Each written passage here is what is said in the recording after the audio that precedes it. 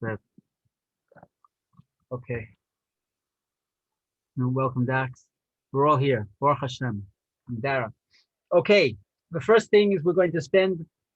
It's the this this is we're meeting tonight. Next Sunday night, there's Hashem. If Mashiach doesn't come first, even if Mashiach comes, is going to be Shavuos, the holiday of the giving of the Torah. 1 second, turn off my phone. Close the door.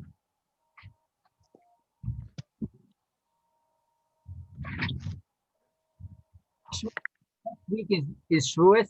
The week after that, I'm going to probably be flying, but I'm going to try my best that we're going to have the shir no matter where I am, even if I'm in the airport. We're going to do the shir. I don't want to. Last time I missed 2 weeks, I have to come back.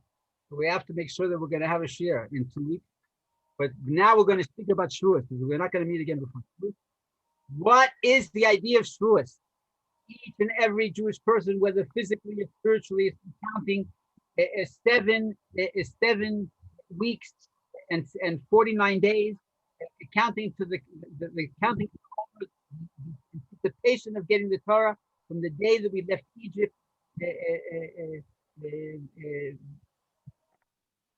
6 weeks ago today. That's the idea of spiritual Aimer in a spiritual basis. That the whole idea is that we were in a state of impurity in Egypt. And just like a woman after has to 5 days during her menstrual period, after that 7 clean days to be able to be permissible for her husband. Okay, the same way with the Jewish people, but we're doing it on a national level. When we left Egypt, that was Hifstikad Duhama, the impurity stopped, and then we have to count 7 extra days. But on a national level, 7 times 7, 49 days to purify ourselves. And each day we went from one level of impurity to one level of impurity to be able to receive the Torah next Sunday night, right? To receive the Torah, b'simcha, b'joy, b'pnimius, just like a husband being united together with their wife after the separation. Okay, and what's the idea of on its highest spiritual level? The idea of Shavuos is V'yard Hashem al Har Sinai, until the giving of the Torah at Mount Sinai. Spiritual and physical was disconnected. What do you have? You have the what do we have of spiritual artifacts from prehistoric times? You have we have the pyramids. Okay, we have the Incas also built the thing. We have Stonehenge. Okay, but where? How come there are no other artifacts? Okay, even in Judaism. Okay, how come we don't have Joseph's the colored coat? How come we don't have the mizbechot, the altars that all of the forefathers created? Why don't any of those things exist anymore? Why don't we have them? And the answer is that before the Torah was given, there was a disconnect between spiritual and physical. It wasn't possible to invest in physical things, spiritual energy, right? And I think we spoke about it before. That's why the forefathers and all of the ancients had to be, they were on a completely different spiritual level. They had to be totally connected to spiritual things. They had to keep God with them all the time. They literally were like a chariot to carry around godliness. They never let go of it all the time, and therefore they were able to hold on to it and to grow with it and to transform. Okay, and in their merit, God, they said, it says the verse says, Yard Hashem al Sinai, God came down and then Sinai, literally spiritual and physical were the first time connected. Each of us are, because of the event at Mount Sinai, are able to take physical things and transform something. Okay, and that's why we can work and progress and to grow spiritually. That's why we can learn Torah from books, and it actually not only do we transform that physical thing from spiritual, it's able to have an impact on us and a continuing and growing impact. Now, okay, what else? I wanted to connect that to I tell you, last week First of all, everybody that came, I appreciate it. Last week. I don't know if anybody else hears this, but your voice seems to be going in and out, Joel. You know why? Because Yes, you're right. I was just going to mention. It's very low. oh my gosh, all of my friends are here, and they're complaining. Let me see what I can do. We love complaining. This person is perfect. On the highest volume, I think. You know what? I'll just bring the machine closer. Is that better? Next week I'm going to bring a microphone. Can you hear me though now? Is it? Yeah, we hear you, Baruch Hashem. We'll have to see if we start talking again, then we'll know. Let's see. I made the volume as high as I could. And maybe don't chuckle so much because you go back and forth. And all right. Where am I? There I am. Okay, we won't struggle. Last week we learned. We're now on. We're gonna study in a minute Samach Zayin and Samach Ches, 67 and 60, 67A and 67B. Last week we studied 65.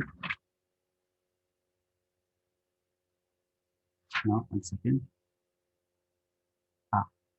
Yeah, 65 and 66. And I feel like I dropped the ball. I didn't share with you the most important idea there. And I want to go back there because it's really connected to the idea of Shavuos that's coming up next week. We learned last week, it says, Hamadabek is Atzmai, Chelik Echad Min Ha'achdus, a person that attaches himself. Medabek from the word attachment. In Hebrew, devik is glue. A person who attaches himself to one part of the achdus, davak b'kulo. He connects himself to all of it. What does that mean? What is that supposed to mean to us? And the answer is, it's all about. You read this in the Shem B'guf. Here it is. All of the souls are in heaven. Right, yet the souls, and what do they have in heaven? The neneh from Ziva Shechina. They literally are there, and they're enjoying the glow of the spiritual energy, and they're sitting and learning Torah, and they feel the oneness of godliness, and it's a pleasure that we can't even conceive of. Okay, and yet they wait sometimes for hundreds of years, for thousands of years, to be able to come down. To be a neshama beguf, to be a soul in a body. What do they want to come down for? What is it? Okay, so the simple explanation is they come down because they want to be able to do mitzvahs, because they can't do mitzvahs in heaven. Right? Nachon, the souls are sitting there learning Torah, but we're going to learn the Gemara, right? That they can't do the commandments in heaven. Okay, they can't. Even the Torah they learn, they're not learning it because it's a mitzvah. They're learning it because that gives them an access point for the light of the Shekhinah. It's only in this physical world that a person can learn Torah. And what's the secret? Okay, we're gonna. I don't want to say this. I want to first let's look at the Gemara. 1 second. And everybody, if you have you can see it in. I should have prepared everybody in advance. It's Pei Ches. Amid Beis in Gemara Shabbos, okay, and it talks about the holiday of Shavuos. 1 second, let me find the place.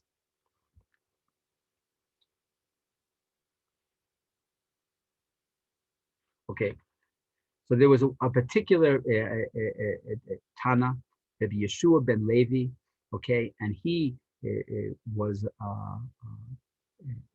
we're not going to do it now, but almost all of the stories about Eliyahu and Navi, Elijah the prophet, that are in the Talmud are connected to Yeshua, to Yeshua ben Levi, right? Because he was a very spiritual person. He had the ability to see spiritual things in the physical world. Okay, and this is so he quotes a certain event that happened that when Moshe went up to Mount Sinai. So here I'm going to read it. He says, "B'shas she'ola Moshe l'marom," when Moses went up to Mount Sinai, okay, the Amru Malachi Yashores Lifnei HaKadosh Baruch Hu, the angels in heaven just like Giti and Olivia, the angels also complained. What did they complain? They said that the Malchei Ashoris, the serving angels, said, "Lifnei HaKadosh Baruch Hu before God, Ribono Shel Olam, Master of the universe, Ma lidud isha beinenu." What is a man? What is a born of woman doing up here?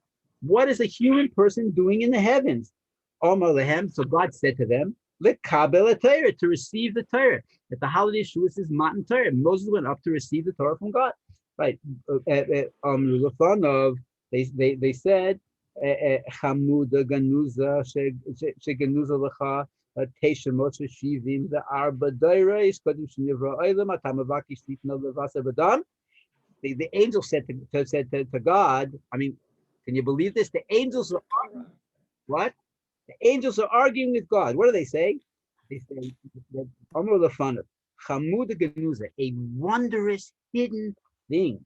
Sheganuza lecha, that you hid in the heavens for 900, Rashiv 974 generations before the world was created. You want to give it to a flesh and blood person, right?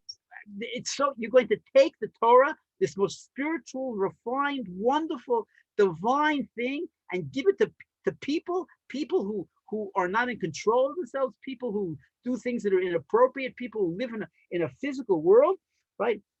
Ma enosh ki tizkarenu. What are people that should even be mentioned? And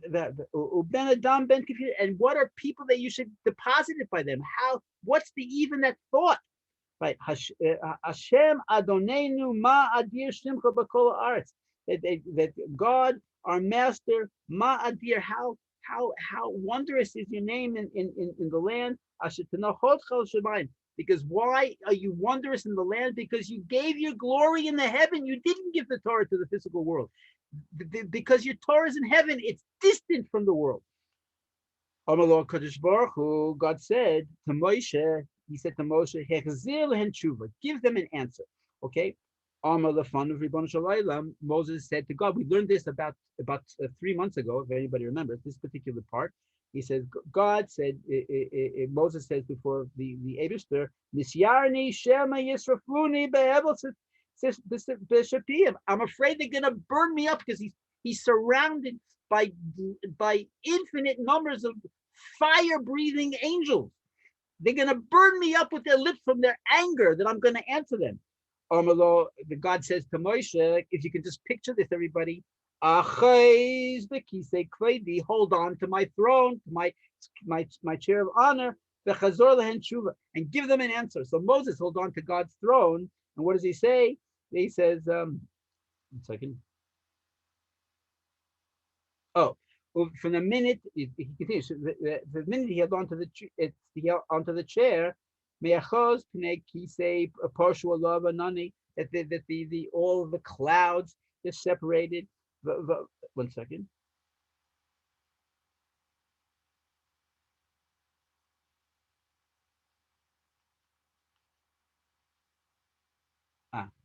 Okay, it says, I didn't see this, I didn't realize before. It says, Malamet Sheperish Shakai, Miziv Shchinaso, Va'anano Olav. It says that a level of divinity, of the name of God, Shin Daled Yud, came down on Moshe. Okay, and so what did Moshe say? Moshe said, so Moses says, Ribono Shel Olam, Master of the universe, Torah Shatanos Seili, the Torah that you're going to give me, Makasiv Bey. What does it say in it? It says, Anochi Avaya Lokecha Shehotzei Sicha Me'eretz Mitzrayim. It says in the Torah that I am God, your Lord, who took you out of Egypt. Amar lem l'Mitzrayim yiradatem. Moses said to the angels, you went down to Egypt. The Pharaoh, you were enslaved. Hishtaba'atem. You were enslaved by the Egyptians. You suffered for 210 years of slavery. Mat Torah. 1 second. Torah lama tehelachem. Why should the Torah be given to you? And he continued, right? What else does it say? Lo yelach alakim acherim. You shouldn't have any other gods before me. So Moses says to them, you live among the nations. You have any temptations? You have anybody that's trying to lead you away? Right? You're living among the nations. The Saginim b'Shleimusa. 1 second.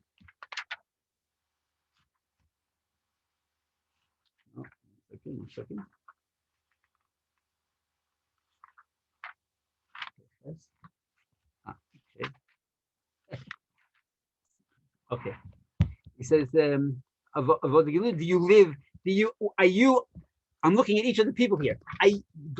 Moses says to the angels, do you live among the nations? Right? Do you have to push and watch everybody else that they're serving idols, that they're running after the physical things, that there's constant temptations to go away from God? Angels, do you have that problem that people have? No. And Moses continued, Shuv Makasiv, what else does it say? It's Chor Shem Shabbos Lekadsho, to remember the seventh day and keep it holy. Klum Atem Osim Malacha, what kind of work do you do? Shatem Tzrichim Shvus, that you have to rest after 7 days. Shuv Makasiv, Moses went on again. What does the Torah say? Lo Tisa Masa, Lo Tisa Masa Matan. He says you shouldn't. Lo Tisa means you shouldn't say an oath inappropriately. What's the idea of an oath? When a person does business, right, and one person says it was this way and one person says that way, how were the courts able to discern who is telling the truth? They would have to give an oath. A person who would give an oath, and a person, it was understood that a person who would falsely swear, then their spiritual life force would be cut off after a short amount of time. So nobody wanted to swear. So if a person would swear, they would be able to clarify a difficult business arguments. So the Moshe says, it says lo tisa, you shouldn't swear in vain. Masau matan yesh bachem, you do masau matan is business. Do you do business, right? What do you need the Torah for? Yeshuv maksiv. I think this is the last one. Kaved esavicha v'seimecha. You have to honor your father and your mother. Right? How do we honor them? By making sure they have what to eat, and making sure they have where to sit, and make sure they have where to live. Honoring them. There's all types of physical actions, right? The aim yesochem, a father and a mother. You have. Moses said to the angels, this is Israel. Shuv makasiba lo tirtzach, don't murder. Lo tinach, don't act with promiscuity. Don't commit adultery. Okay, right. Don't commit adultery, right? The lo tignov, don't steal. And so Moses asked them, Kina yesh v'nechem, you have a jealousy, a yetzahara yesh v'nechem, an evil inclination you have in you. Miyad hoidu lo Kodesh Baruch Hu. Immediately the angels accepted, admitted, right, that the Torah belongs in earth and not in the world. Shinamar Hashem Adonenu, God our Lord, Ma Adir Shimcha B'Kol Haaretz, right? How great is the name in the land? And they didn't repeat the part about to give your glory in the heavens. They accepted that the Torah had to be given in the earth. Okay, so what is it? I'm going to say we're going back to what we learned we're talking about Shavuos now. That was all about Shavuos, right? Why is the Torah given to people? Because we're a spiritual soul in a physical body. Okay, that physical soul in the spiritual body gives us something the souls don't have, that the angels don't have. That the Torah is God's will and wisdom. The Torah, and just like God is one and not two, so since the Torah is God's will and wisdom, it's one with God. It's God's essence. The angels in heaven, or even souls in heaven, no matter how much they want to connect to God, they can't, because you need a physical body to be able to do mitzvahs and to learn Torah. You need to have the darkness of this world. You need to have all of the things that Moshe said, the work that we need Shabbos, and the challenge to keep one God, even though it's surrounded by goyim, and the pressures of business that make us want to take shortcuts, and honoring our parents, right? All of these things are the challenges of what it takes to live in this world. It's specifically a soul and a body that can take the mitzvahs that are God's will and wisdom, and we can connect to a spiritual essence of God, the essence of God that even the angels and the souls in heaven can connect to. And so when we do that in this world, then that's what's called Yeridus and Neshama of a Guf, the descent of the soul into the body. We come to an even incredibly higher level, a level that we never ever could have reached in the heavens. Okay, in the heavens. Okay, and that's the whole idea of Matan Torah. That is what's going to happen on. I want to say something. I said it before. We already did Pesach together, and I've said this before. We did Purim together. I said it before. But the Jewish idea that in such this is. I said one of the. First of all, what I just said is the changer, is the game changer.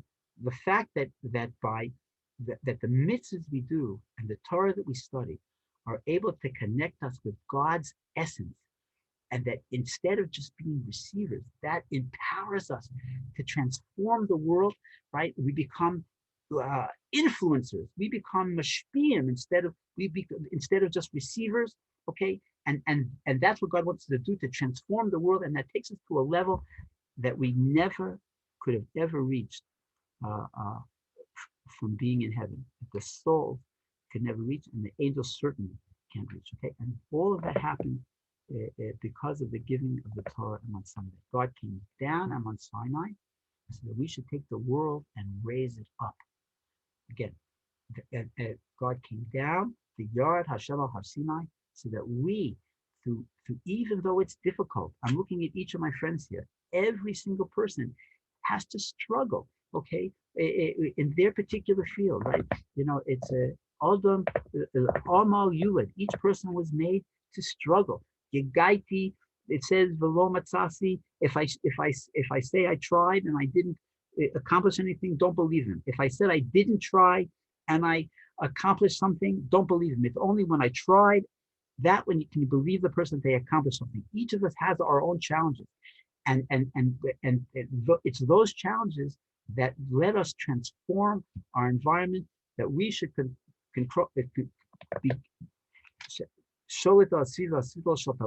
we should control and to elevate our environment. The environment shouldn't bring me down to its level. I should raise it up to even a higher level.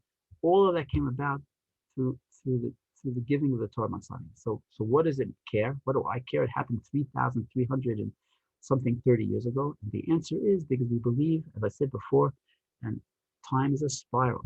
And you really have to, you just can't hear me say it. You have to experience it, right? That time is a spiral, right? That in every calendar date on the lunar calendar year connects back to that same calendar date to the beginning of time. So when we actually come to Rosh Chodesh Sivan, okay, which is on Wednesday. Okay, Wednesday was when the Jewish people arrived in the desert. Okay, and each of the days, Wednesday, Thursday, Friday, Shabbos, and then Sunday, each of those 5 days was a different level of preparation for the receiving of the Torah. And that when we actually are going to get to next Sunday night, 1 week from today, from tonight, we literally, each of us is there ourselves at Mount Sinai, having made all of the preparations, and each of us will receive the Torah in a personal way, just the way that our fathers did 3,300 years ago. But to experience that, it means that you have to be in the right environment. So I'm saying everybody should already be thinking now where they're going to be, not only in Shavuos on Sunday night and in overseas Sunday, all day Monday and all day Tuesday is Shavuos. But even the Shabbos before is a very important preparation for Shavuos, to try to think about where you're going to be for the Shabbos before and for Shavuos. And just going to mention, I know there are some people that know it backwards and forwards, but just for the people who don't know, there are a number of different customs on the night of Shavuos. Okay, one is that there's a custom to stay up all night to study Torah because it says that in the time that the Torah was given, everybody thought they should go to sleep. Why should they go to sleep? Since we believe that the soul goes to heaven when a person sleeps, so they wanted their soul supposed to be on a higher spiritual level. They wanted to sleep, and then when they woke up, the soul would already be on on a higher spiritual level, and they could receive the Torah in the best of the way. And in fact, it was a mistake. Okay, it was a mistake because they should have really anticipated the Torah so much that they didn't sleep. And so that became the custom now for the last 200 years, from the time of the Beis Yosef, which was approximately 500 years ago, that the Jewish people now have a custom of staying up all night in anticipation of receiving the Torah. Usually men do it, not always women, though the Chai Baruch is in the next room. I can tell you many times she stood up the whole night and studied Torah. Okay, there's a thing called Tikkun L'Shavuos. It's a Tikkun L'Shavuos is the beginning, first few verses, the last few verses of every single portion of the Torah and Nevi'im and Ksuvim, and then also Medrash and Zohar and parts of the oral tradition. And by Chassidim, it's a very important thing to say Tikkun. Okay, and why? Because a very important part of receiving the Torah, we spoke about this especially last week also, is about bittul. Okay, by some people, they spend the whole night studying Torah, the highest level of learning Talmud and sinking into it and dwelling on the ideas of Torah. Okay, but no, not by Hasidim. Okay, by Hasidim they read Tikkun. Why? Because we say that the most effective way to receive the Torah is the smaller we make ourselves, the more that God can be revealed to us. Right? God's greatness is how humble He is.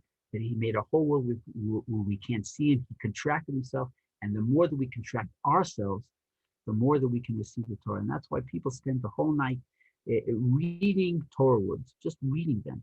And when they finish reading Tikkun, they say whoever can, they say the whole book of Tehillim. Now, it's important to, if possible, to find out exactly when what's called Alot HaShachar is. There's a few different levels of mourning according to Torah tradition. Already what's called Netz HaChama, the sparking of the sun, which is the peaking of the sun over the horizon. Okay, that's actually it's almost completely light at that time. There's a level called Al Shachar, which I think would be translated as dawn, which is different opinions. It could be 45 minutes or 60 minutes or 120 minutes from the dawn, but each physical place has a different time. The time that the event at Mount Sinai happened was at dawn, okay, and that's you have to stay up until dawn. You have to finish all your preparations by dawn, and that's the time that men usually go to the mikveh, okay, at dawn, okay, and then either some people stay up and pray the morning prayers, and some people, Chabad specifically, have a custom to go to sleep, to catch 4 or 5 hours sleep, so we should be able to daven with full concentration. I want to say, okay, that's my introduction to Shuas. We're going to take questions in a minute. But I want to say that one of the famous synagogues in Tzfas is called the Synagogue Abu Hav. Yitzhak Abu Hav was a Rishon. He lived in Spain before the expulsion in the early 1300s. He himself wanted to come to Eretz Yisrael very, very much, but because he was an important person, he couldn't leave, and so he sent money and plans and a Sefer Torah actually from Spain to Israel. And that Sefer Torah is still, we're talking about 1350, we're now 2021, talking about almost 700 years. The same Sefer Torah has been used. They only take it out 3 times a year. They take it out on Rosh Hashanah, on Yom Kippur, and on Shavuot. Okay, and it's a miraculous thing that you're talking about ink on parchment. Okay, ink, but it's not actually. It's more like I saw it a number of times. The actual parchment of this Sefer Torah, of the Abu Hav Sefer Torah, is more like it's like leather that you would make a glove out of. That's how thick it is. They didn't have the chemical process that we have now to make the portion very thin. The Sefer Torah itself is massive. It's very, very heavy.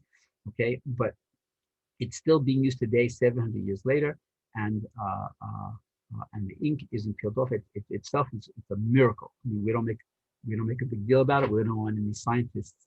But there's a story about the Sefer Torah. I just want to say that there was once some descendant of Yitzhak Abuav. He's talking about it was in there were when I first came to class 40 years ago. There were still people that remembered the story. Okay, so it happened in the last 100 years. Okay, the descendants of Yitzhak Abuav came and they wanted to use the Sefer Torah. They were making a mitzvah for one of their children. You know, it's a sad story. Why am I telling you? Oh, but it's okay. I'm gonna finish because I started. But it says the gabbai of the shul, the sexton for the shul, the person in charge, said that we have a tradition only to take the Sefer Torah out 3 times a year, right? And this is not one of those 3 times. Okay, and they said that we'll take the achrayas, we're going to take the responsibility, and the gabbai warned them again, and then he left, and they took it to Sefer Torah and they read from it, and tragically, all the people that were there passed away. So it's a crazy story, nachon. And how do we understand it exactly? How do we understand what happened 2 weeks ago in Meron, and how do we understand the Holocaust? There are a lot of things we don't understand, but all the people passed away, and so from then on we are very, very strict, only to take that Sefer Torah out, even more strict on those 3 dates, on the 3 days when men go to the mikveh. That's Rosh Hashanah and Yom Kippur, and on Shavuot.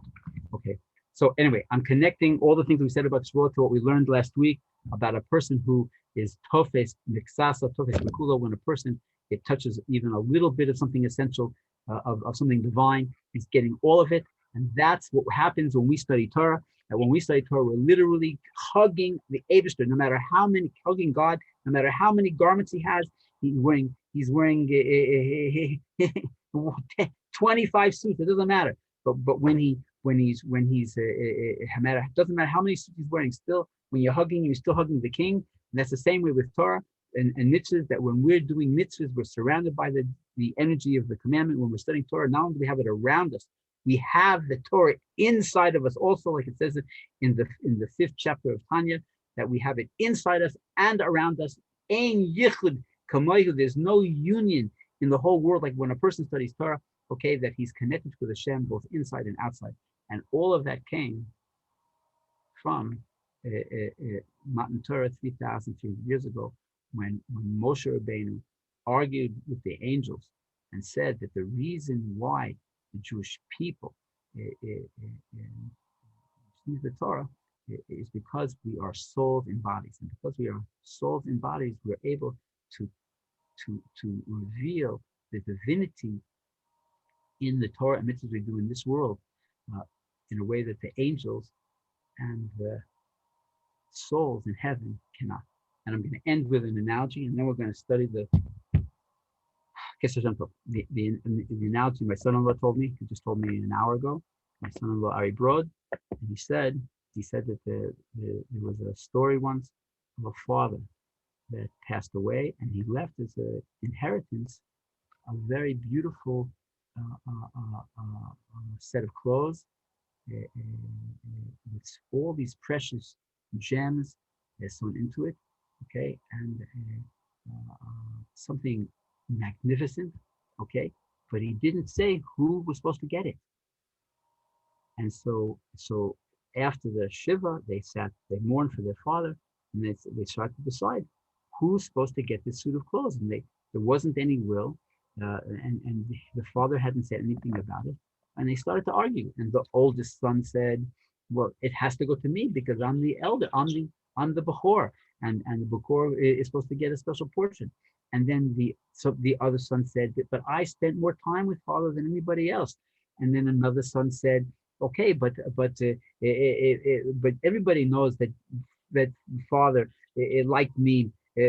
More than anybody, and everybody is giving their reason why they should get the suit of clothes, in the end, they couldn't decide because so what they decided to do was to sell the clothes and to divide up the proceeds, and everybody should get it. But then the younger son said, well, before we sell it, maybe we should try it on and see who it fits. Maybe it fits one of us. And so all of the children put on the Torah, and who did it fit? Only the youngest child. Okay, and they all agreed. We were wrong. That the Torah, that the suit God must have had the youngest child in mind because it fits him. It fits him perfectly. And that's the analogy. What's the idea? The idea is that all of the angels in heaven, they're saying they want the Torah, right? That the Torah was with them. It said 974 generations before the world was created, right? On a spiritual plane, the Torah was in heaven, that it would belong to the angels. Why should it be given to the earth? Okay, and the answer is because the Torah, like that suit of clothes, was sewn for us. It's ours because only we have the ability to use it to connect to the infinite and to elevate the world and to elevate ourselves to a level that's impossible for souls or angels in heaven. Okay, any questions? Well, I hope I was clear. Hey, Rabbi Leiter. Hannah, what? Thank you. It's beautiful. I just wondered if I could ask a quick question. It's more connected to last week, I think. When you said about you were talking about Meron, and you said that there was a book, I think some kind of book that talks about Shimon Bar Yochai and his him being known to the world. Do you know what I mean? I was last Sunday night. I was still myself in shock from the whole Meron experience, and I don't remember exactly. But maybe we'll talk afterwards, and you'll remind me, and I'll figure out what I said. I mean, Okay. the book of Rabbi Shimon, the book, the Torah God gave. Excuse me. Actually, Adam learned with an angel. We even know the angel's name. Okay, for his whole life, for after the sin, talking about the 930 years, and he passed on the Torah that he learned with this angel to his main student, whose name was Methuselah, and Methuselah passed it on to his main student, whose name was Noah, and Noah passed it on to his three sons, who were Shem and Japheth and Ham, Shem, and Yefet and Ham, okay, and the Shem passed it on to his main students, which are Abraham, Isaac, and Jacob, okay, and Jacob passed it on to his children, but primarily the Levi, his son Levi, studied Torah the whole time in Egypt, okay, and then but all of that was from generation to generation, and then Jewish people were released from Egypt, and they received the Torah, and Mount Sinai, the whole Jewish people together received the Torah. Okay, and so when God gave the Torah, He gave over three different levels. There was the written Torah, and there was the oral tradition, how we understand the Torah, and then there was the inner tradition. Okay, Rabbi Shimon was the recipient of the inner tradition, the mystical part of the Torah that tells the person how to connect to God, okay, and how the world was created and how to connect to God. Two subjects that the rest of the Torah doesn't deal with, okay, and he recited these secrets to his students for 3 days before he passed away. That was called the Zohar. That's the book that the Rabbi Shimon is connected to, and that Zohar went underground for 1,000 years, and we have it now. If that's what you're referring to, but that's my 2-minute introduction of how we got to talk. Can we? Okay, ask me later. Hey, Rabbi Leiter, Yeah, that. is there was there some kind of a parade or something that's connected to the Abu Hav, that Torah scroll from the Abu Hav that they do? No, it's Beit Abu. It's a different. It's not from Abu Hav, but it is something that's going on for I think 250 years, something like that. That they do a parade that they connect Sfas and Meron. They used to actually walk all the way to Meron. It used to take about 6 hours, and everybody dancing together. But now they take it to the outskirts of town. They put it in a car. They drive it to they drive it to Meron, and Also, yeah, so that's done before going into Lag BaOmer? on the eve of Lag BaOmer, yeah, on the eve. I Yeah. remember that. It was very Beit, that's, yeah, there's a Buhav and there's Beit Abu. Beit Abu is something else. There's been a lot of talking here in Eretz Yisrael, in Israel, since last week, since the whole thing with Lag BaOmer, with all the people that passed away, and trying to figure out who's to blame, or if there's anybody to blame. And you know what? We'll leave that for after shows. Okay, come on, let's look inside. Quick. Okay, we're back in the text here. Samech Zayin. Okay. May Baal Shem Tov have the place. I hope everybody can see it. I keep promising to produce an English text. You know what? Maybe we're going to get a few weeks ahead and we'll make an English text so everybody will be able to look in English. But meanwhile, even if you don't, just like on the night of Shavuos, so many tens of thousands, hundreds of thousands of people are going to be reading Tikkun because we believe that there's even a power in just reading the letters. Even if you only know Aleph Beis, there's still a value to looking at the letters, okay, and that are on the screen, okay. And I'm going to translate to the best of my ability. So he says, Maya Baal Shem Tov. It says Malchus Nikra Dibur. Okay, so he's right away jumping into it, but I'm just going to remind you that there's a concept in Kabbalah that's called the Esser Sfirot, the 10 Sfirot. And just like a person, his reality is divided into intellect and emotions and action. And intellect is the head, and we say there are three attributes in the head: Chachma, Bina, and Das. Chachma is wisdom, the actual ideas. Bina is understanding them, expand through understanding them, and Das is knowledge, that we take the wisdom and it becomes by us knowledge. That's the intellectual attributes. And then come this 6 emotional attributes. Starts with Chesed, Gevurah, Tiferes. Chesed is kindness or giving.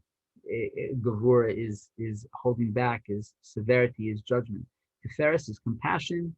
Primary attributes. And Netzachot Yesod are the secondary things, the bridge between feeling something and actually doing something about it. And the action itself is called Malchus. So look inside, it says Malchus Nikra Dibur.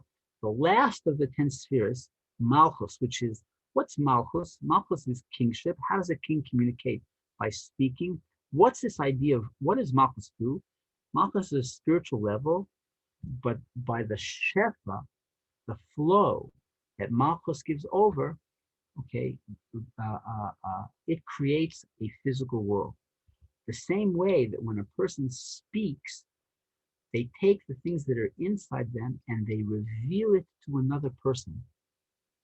Okay, we reveal what's inside us through speaking. So that's the connection between the attribute, the last of all of the sphirot, the last of all of these divine attributes, called Malchus, and Dibur in a person. Okay, let's take it. Let's go back a step. You have the 10 sphirot, and these are the building blocks that God used to create the world. And just the way that God related to the world through intellect, emotions, and action, that the world started out on a level of wisdom, and then understanding, and then knowledge, and then chesed, gevurah, tiferes, kindness and severity and judgment, and then the secondary emotions, netzach, eternity, yesod, hod, glory, yesod, foundation, and then action. We have those things in ourselves exactly. A person is a mirror image of the way that God relates to the world. That's the way that a person relates to the reality. So our attributes, Malchus in a person, that level of kingship, the lowest of the 10 levels in a person, that's our ability to speak, just like the level of Malchus, which is the level of of bringing the worlds into being. Malchus, the spiritual level, it created a physical reality, the same way that Malchus communicated to something outside of itself, the same way that when I speak and I communicate to something outside of me, that's the connection between Malchus, the spiritual level, and Dibur in a person. Okay, I hope that was clear. Let's continue. Then it says Umachshava vekavana. Then on the next level is a person's thoughts and his intentions. They're called bina. Okay, so just like Machshava, thought, and kavana, and intention. Okay, what again? Thinking. Everybody now is thinking whatever they're thinking. Okay, and kavana is my intention. What's the inner dimension, the motivation, the kavana, the intention behind my actions. Okay, so when a person, so just like we said that the spiritual level of Malchus, the 10th and lowest of all the sfirot, that's the source of this world. Okay, that Malchus creates physical reality. Okay, and that relates to speech in a person, that I communicate to somebody else outside of me. In the same way, a person's thoughts and intentions, that's connected to Bina. That's connected to that spiritual level called Bina, called understanding.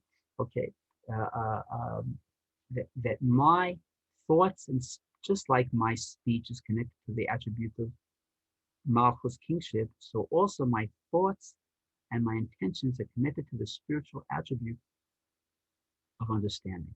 Now, how often do our thoughts and our intentions coincide with our speech? Okay, not always.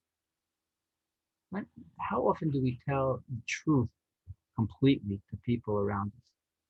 Okay, sometimes not. Okay, it's a very special thing to be able to be tocho kabaro. Right? It's a very special thing to be able to. Somebody's sending me a note. I'll read it in a minute. Okay, thank you. It's a very special thing for a person to be tocho kabaro. Tocho kabaro means his inner self is the same as his outer self, the parts he shares. Okay, so what is the Baal Shem Tov saying? So saying is that he says that again, Malchus is called speech, and thought and intentions are called understanding. Ukasher mechaber, that when a person connects bein b'esek b'Torah or b'tefillah, when a person connects, whether he's studying Torah or he's davening, he's praying, he's saying the words of the prayer, when he puts those two things together, okay, when he actually expresses with his mouth, with his lips, the words that he says, the thoughts and intentions that he had in his head. Okay, before we say what it says here, what's he actually doing? He's taking his inner self, right, and he's taking his outer self, the part of himself that he shares with others, his speech, and he's connecting it to his intellect. Okay, and on a spiritual level, what is that? That we're taking the physical world and we're connecting it to God's intention and God's thoughts about why he wanted to create the world. Okay, so when a person does that, I can't see it in a second. Anyway, we're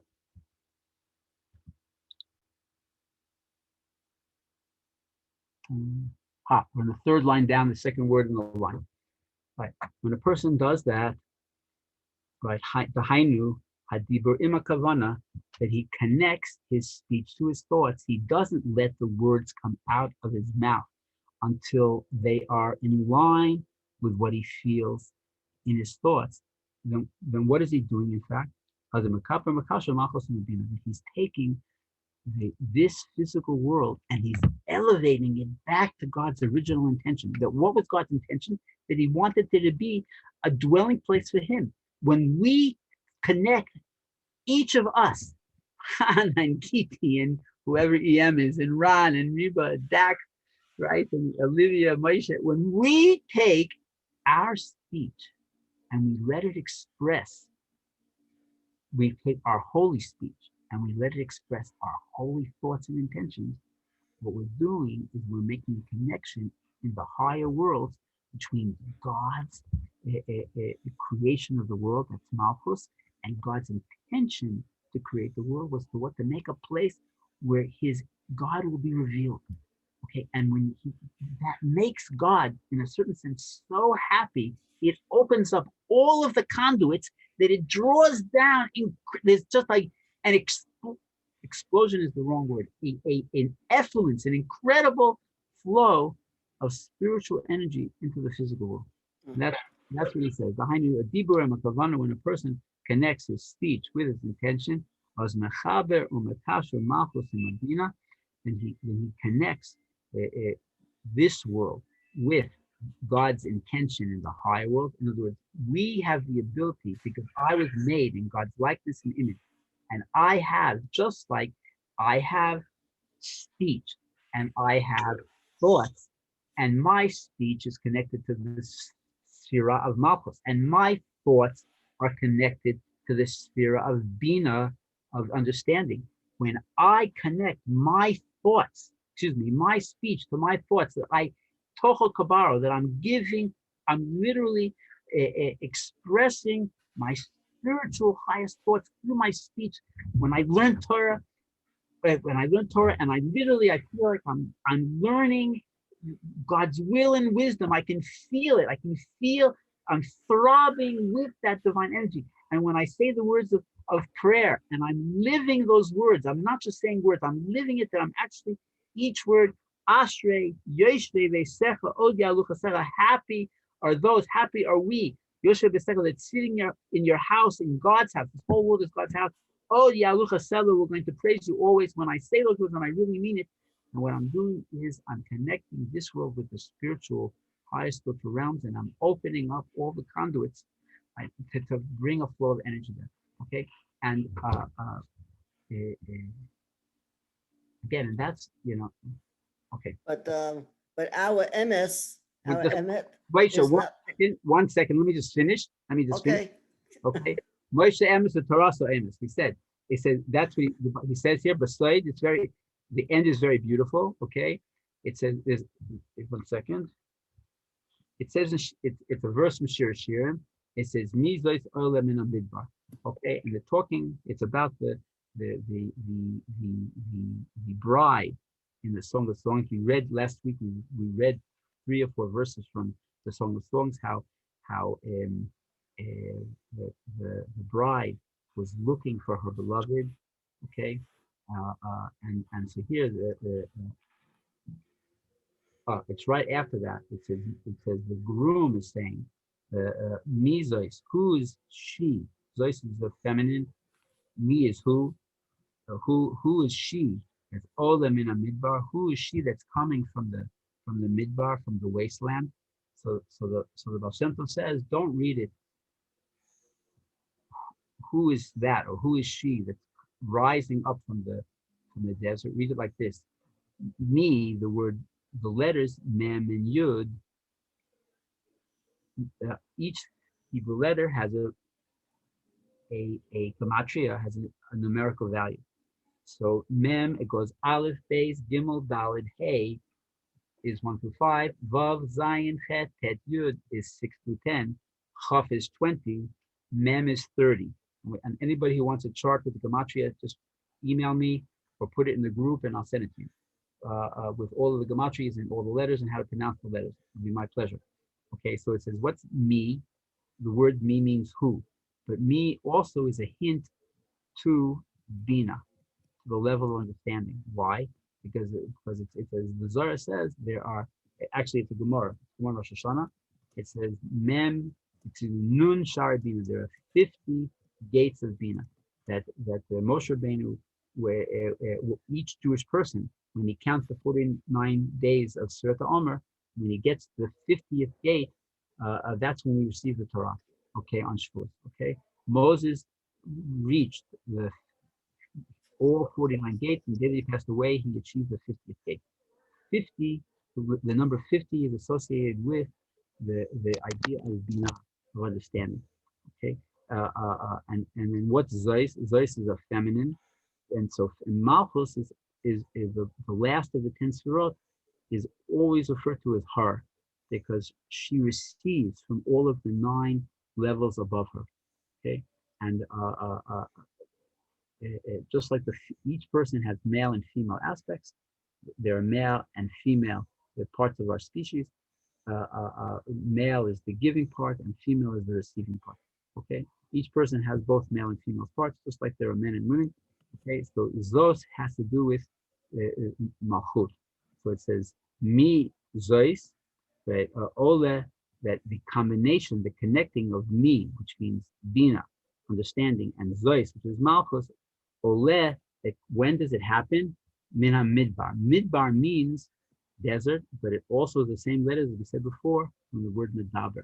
That when can we connect understanding the highest level of God's intention of creating the world with Zois Malchus, with this physical world, through the medaber, through a person who speaks, and he speaks out his inner spiritual and true thoughts.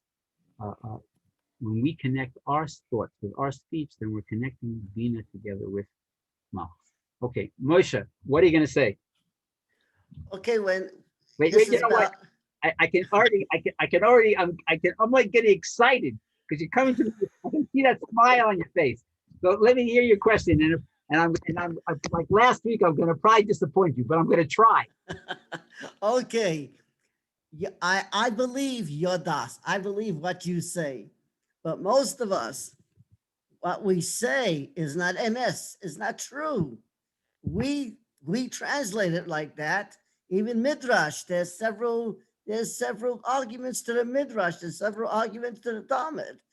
No. What is MS? It's our MS. It's not Hashem's MS. Okay, so that's what he's saying. That's what the Baal Shem Tov was saying. Is the person has to, you know what? One of the things that Chassidim do, there's different types of Chassidim, and they have different types of meditation. Okay, for instance, Breslov Chassidim do hitbodedut. They go out into the forest and they talk to themselves. They talk to Hashem. Okay, by Chabad Chassidim, and it's not just Lubavitch. There's Sokachov. There's different kinds of Chabad Chassidim. They do what's called hitbodedut. Hitbodedut means that you take an idea and you work through detail by detail in your head until and even if you find there are parts of it that you don't understand or don't accept, you work on it and you learn it and you study it, or you ask questions and you research it, whatever you have to do, until you come to a place where you can accept the idea completely, so that you're actually getting your brain in line with your mouth. Moshe, it's possible, not all the time perhaps, because we live in Olam Deshikra, we live in a world of falseness, of lies, and Sugarness. the sugarness, and we even a month ago we were studying that it's even permissible to lie for the sake of Aaron Akain actually lied to people. He pushed fib, and he said, this one wants to make up with you, even though he didn't, and this one wants to make up with you, even though he didn't. And when the two of them would see it, they would run and hug each other because Aaron Akain said the other one really wants to. Okay, he would lie to them for the sake of Shalom Bayis. We live in that world of that, but it is possible. Not only is it possible, what a wonderful thing! What a gift we give to ourselves. Right? If for a few minutes a day, even a few minutes a week, that there's no contradiction between our brain and our mouth. There's no contradiction between what we're thinking and what we're doing. That's what we're talking about here. And just like it's a gift for each of us, just like it's an incredible gift to be able to just drop all of the facades and just see the world as a spiritual place, and that when I actually say the words of prayer, I say the words of Torah, I'm not fighting it. There's nowhere to run away to. I let my inner thoughts express themselves through my speech. That's what the Baal Shem Tov is saying, that it is possible. It is possible. Okay? Okay. Now, he's the next thing is just, we're on time. First of all, I want to thank everybody for coming. I said it before, I don't want it's a thing, don't make excuses. But last week, there was a lot of conflicts before the class, and I came into it really not ready to teach at all. And I didn't expect anybody to come this week. I'm telling you, anybody who's here, you're my special friend, because I felt so disappointed last week in the class, and so I appreciate everybody coming. Okay. Rabbi Leiter, 1 second. Could you just say what does the Rashi Tevot stand for? Mem Yud is just the gematria. Is Mem Yud is Mem is 40 and Yud is 10. 40 and 10 is 50, and 50 is a hint to Bina, because there are 50 gates of understanding. It's in Pirkei Avos, it's in the Gemara, it's in a few places in the Gemara. 50 gates of understanding. There are 50. Every single idea can be understood in 50 different ways, or 50 gates, one gate after another, one level after another. So, the word me, 40 and 1 is a hint to 50. Zeis, the word Zeis is the feminine pronoun for me Zeis. Who's that? That in English you don't have masculine and feminine, but in Ze and Zeis, Ze means it with a masculine, and Zos is it with a feminine. So who is that? Olam in a midbar. Who is that rising from the midbar? The simple explanation is, who is that coming from the midbar? That's the groom in Shir Shirim asking about his betrothed. But the Baal Shem Tov is explaining that it's me is a hint to Bina, understanding. Zeis is a hint to Malchus, kingship, the last of all the Sfirot that receives the flow from all the Sfirot above it. And when can we connect me and Zeis? When can we connect understanding together with speech? When can we connect the highest spiritual levels with the physical levels? Only one way.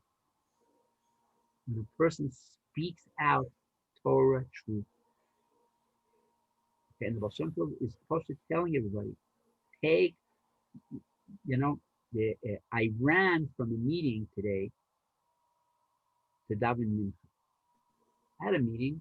It was a long meeting. It was a meeting of over an hour, and it was a contentious meeting. In the end, we accomplished a lot, but I ran from that meeting to daven my afternoon prayers, and it was already getting dark outside, and I was halfway through the Amida till I realized that the whole half of the silent prayer, I'm thinking about the meeting and not about God. Okay? And I stopped, and I spent, by the way, the halacha is that you have to have intention for the first 3 brachos, and even if a person is not concentrating, he still fulfills his obligation for the rest of the Shemona Esrei. Okay, so I did have intention for the first 3 brachos because I've trained myself that way, but as soon as I got the first 3 brachos, my mind was just back into the meeting, even though I was saying the words of the tefillah, and I got already halfway through the Shemona Esrei, the Amida, until I realized that my mind wasn't there, and I stopped, and I refocused, and I went for it. I'm saying I'm not saying that everybody's like that. Maybe that's just me, but it's so usually that we're in 2 places at once. Okay, and the Baal Shem Tov is saying that the secret for spiritual consciousness is to be in one place at one time. That when you're doing something spiritual, when you're doing prayer, or you are praying, right?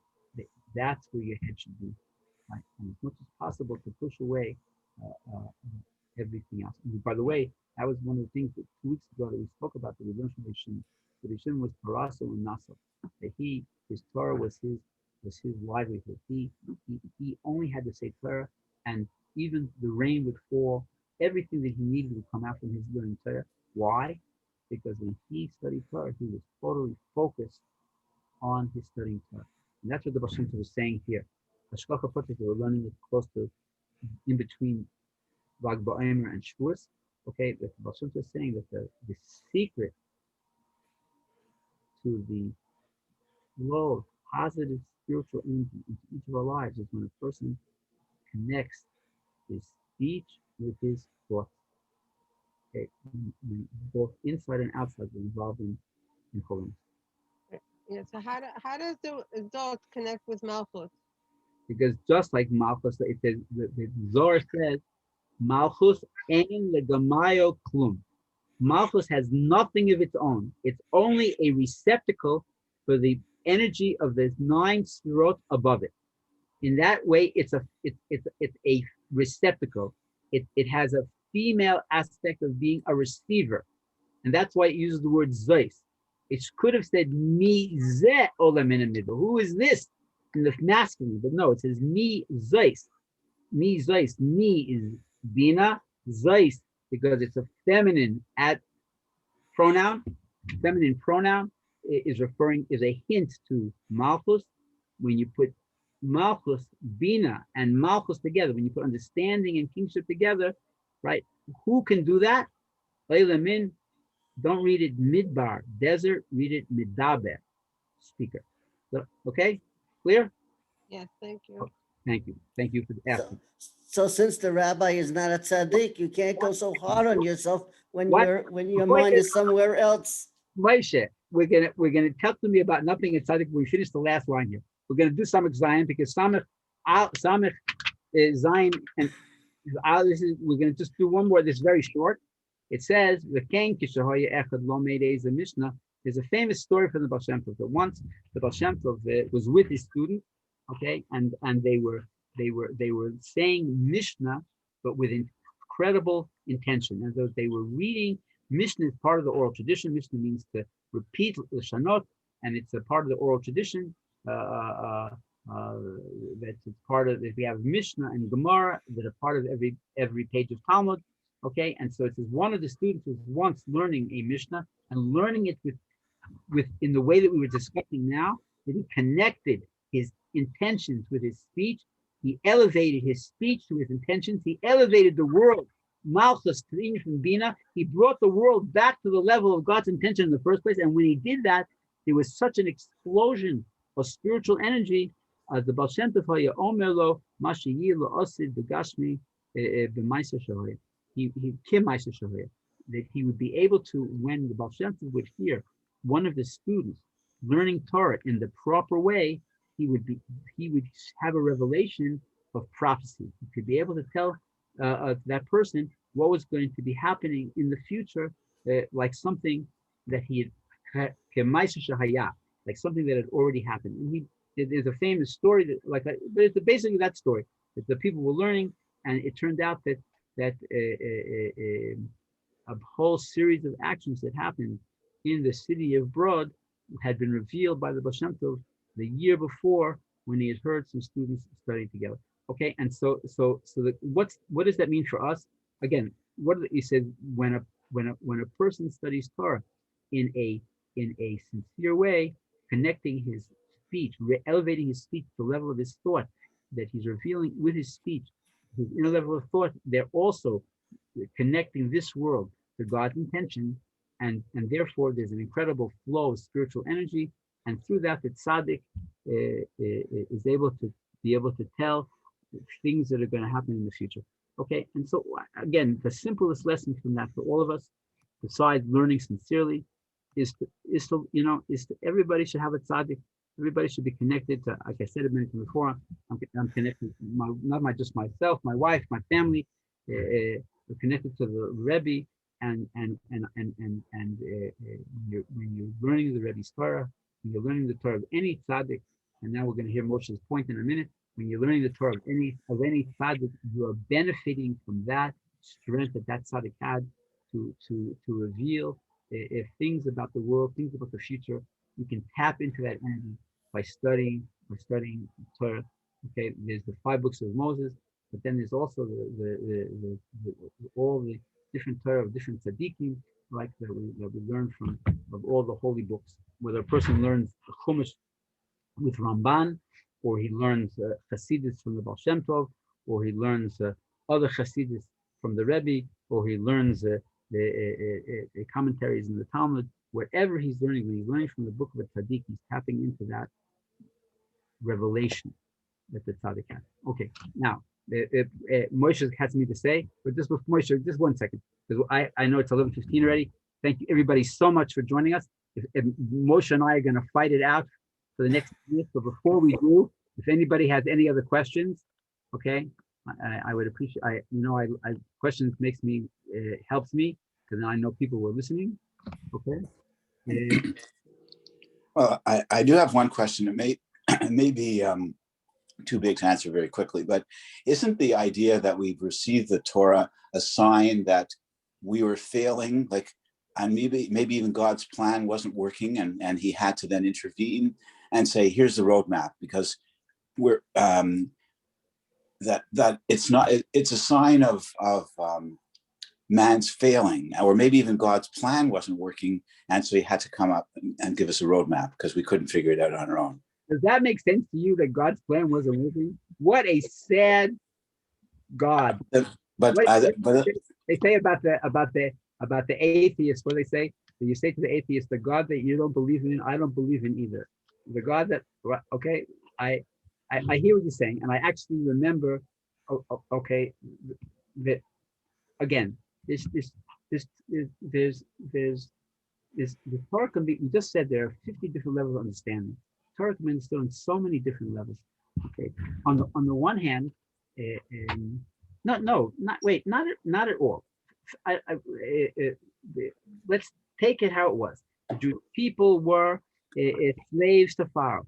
God says, "I'm taking you out of Egypt to stop being slaves to Pharaoh in order to be what? To be my slaves." That was right.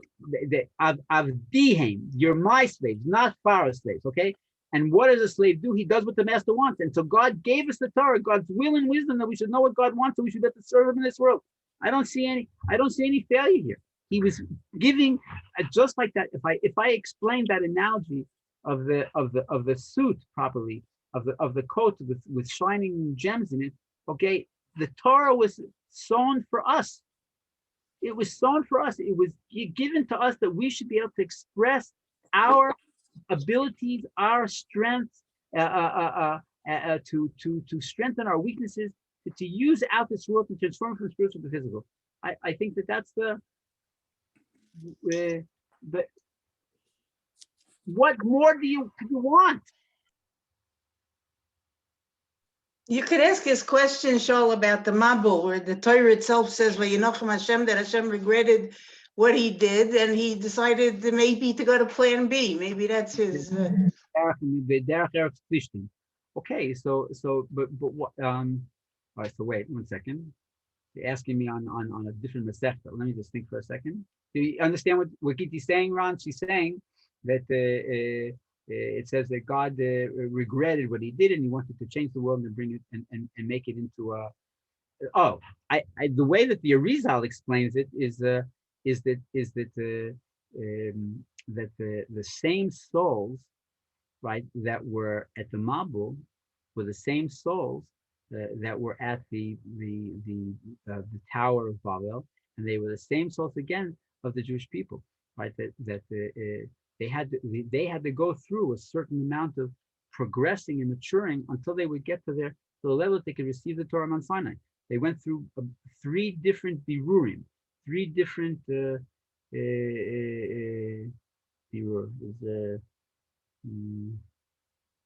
Refinements. Refinement. Thank you. 3 different levels of refinement. Okay, so if I don't remember now, to be truthful, you asked a question 2 weeks ago that I also, if you can believe me, I haven't had a spare minute. You asked about the idea of a tzaddik being a mamutza mechaber, about a tzaddik being a intermediary that connects us to Hashem, and why is it that not? Why isn't the That's what the non-Jewish people say about their gods also. Okay, and there's a lot of answers to that. I just haven't had time to work on it. This idea of that apparently on a shot level, God seems to change his mind and to move forward in the Torah. There's an answer to it, and I'll come prepared next week with answers to both your questions, Ron. If you don't get an email from me during the week, then not next week. Next week is short, but the 2 weeks from now, I'll come with answers to both questions. And I apologize for not. Sounds good. Okay, let's say that. Okay, thank you. Okay, Thank here you. we go. Anybody else before Moshe is gonna shoot me out of the water? Yeah, Moshe. Oh, no, I didn't have a question or an argument. All I said was, don't be too hard on yourself when your mind wanders away even during the Amida, because you're not a tzaddik, so you have no control over your subconscious. You're a human. Have some chesed on yourself instead of others sometime. Thank you very much. I appreciate it. But the goal of a Jew, I can't expect to be a tzaddik, but Tanya says that each person can be a Beinoni. And a Beinoni is a person who's moyach sholat al alev, that their brain actually is in control of the heart. So even though I'm not there yet, I think that it's something that I hope that I will attain, and that I'm blessing everybody else that they should attain for Hashem to get to a place where they are fully functioning, not body with a soul. They are fully functioning soul with a body. Okay.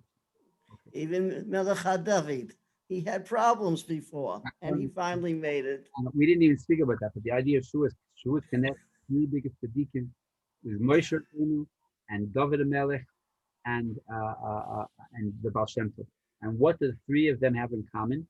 Okay, it's exactly what we were speaking about before. Somebody left. I don't know who left. I feel bad they're going to miss what I'm going to say now. It says, what do those people have in common? Moses and David HaMelech, okay, and the Baal Shem Tov. Moses was Moshe Rabbeinu. We call him Moses our teacher because he elevated all the Jewish people with the Torah. King David, specifically because he made some mistakes in his life, and he admitted it. He became so humble to Hashem. He also created a vessel in the world to elevate the world to be elevated, and much more so the Baal Shem Tov. He revealed all the secrets that we've been speaking about for these last few months to elevate the world. God came down on Mount Sinai, and these two great tzaddikim, Moshe and David and the Baal Shem Tov, they elevated the world up. Okay, so each person has to. Amen. Amen. We have to connect, right? We connect to Moshe by learning Torah. We connect to David HaMelech by being humble, and we connect to the Baal Shem Tov by understanding the secrets of the Torah, the spiritual, seeing the world in a spiritual way. That's how we elevate the world. When we connect to those three tzaddikim, that's the true receiving of the Torah. Okay. Anyway, thank you everybody for coming. I have your type from my mother on Shavuos also. Okay. You have somebody to say Kaddish? You want to back up? I mean, hopefully I'm going to do it. Bezrat Hashem. Okay, good. Say Gemara. Okay. Okay. Chodesh Tov, Kabbalah Torah, B'simcha, B'pnimius, everybody. Wait, 1 second. Sarah, what's your mother's name? Chaya Sarah Bat Chaim Halevi. Chaya Sarah Bat Chaim Halevi. Why do we say Kaddish on the yurtzeit? However many years a person passed away, we still say Kaddish. Right? If the person's in heaven, what do they still need Kaddish for? And the answer is that every time the yurtzeit comes and someone goes to an incredibly higher level, and our Kaddish here helps us all to do that. Okay? So that's what we say. The neshama should have an aliyah. Someone should have a much higher place, and it's not only through the actions of her children, her descendants, but also through even their good intentions. Also help your mother's soul to a okay. And you're at son. Okay. It's 25 years already. I can't believe it. Okay, everybody, thank you for coming. Giki, thank you for the brachas. We're not going to meet next week. Next Sunday night is Shavuos. We're meeting the week after. Everybody should have a wonderful Shavuos. The traditional Chassidic blessing is l'kabel hater besimcha ubepinimis, to receive Amen. with happiness, besimcha ubepinimis, and to take it deep inside of us, like we were saying, like we've been talking about the whole class, and through that, right, we take the Torah into us, and therefore we are able to elevate the world around us. Take Can it. you Amen. Amen. Regards to everybody, Shaul. Zeigezin. Hatzamek and Shalom Kol Yisrael. Thank you. My Bye-bye. Yeah, good week. So,